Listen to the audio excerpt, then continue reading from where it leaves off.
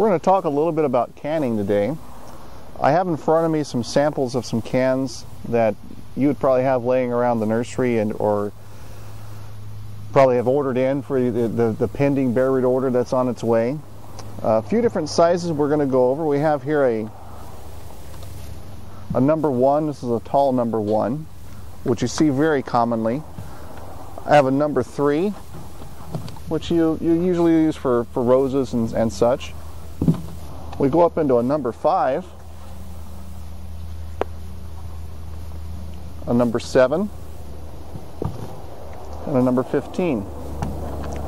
A lot of the containers that you'll use for our product with the trees and some of the larger shrubs are going to be a minimum of number 5, preferably a number 7 or a number 15. The reason being, number 3, you have to really prune that root hard to get it into the container. A number 5, again, you'll have to prune the root exceptionally hard to fit it in the container. A number 7, you'll still have to do some root pruning, but it'll get in there. With a number 15,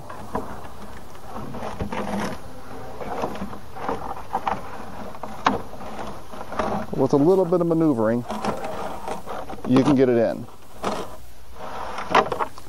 We're looking at a 3/4 inch harvester peach. You can see the root system is fairly nice on that, but you are going to want to do a little bit of pruning. Take out any broken roots that you notice, anything with any scarring of any kind. Let's go ahead and clip those out, and then once you have them clipped off,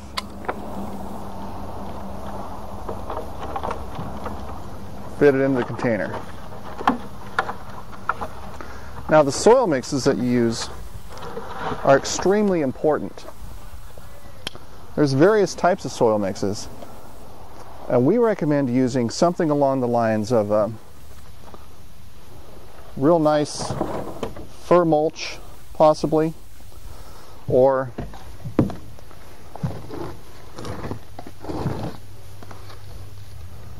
some sand to heal your trees in. The fir needs to be the white wood shavings. If you use bark, you have problems with toxicity. Your sand needs to be the really nice wash river sand type. Get the roots in it, get the roots covered up, and that works excellent for a healing in medium. And we start talking about soil mixes to put in containers. We also have the number 4 peat moss with some perlite in it, which is a really nice light mix right there. You can see that. And what we do is you'll want to mix about 1/3 of the peat moss with 1/3 of the shavings and 1/3 of the sand. Mix that really well. That makes a really good mix. We've also used some sandy loam in place of the sand. It's a little heavier, but the tree grows better in it. So, with that being said, kind of show you a little bit about how to put the tree in the container. You want to get the trunk centered into the middle of the container. Once you have it centered in, you want to fill the soil around it. Using your good soil mix, get that mixed in, and you keep adding the soil into the container, making sure that the union of the rootstock and the fruiting wood remains above soil level. So you want to make sure that right here stays above the soil. So once you've filled the container with soil, what you'll want to do then, water it in really well. The water will take any of the air pockets in the root and flush the soil into it. Come back the following day. You may need to backfill a little bit of soil.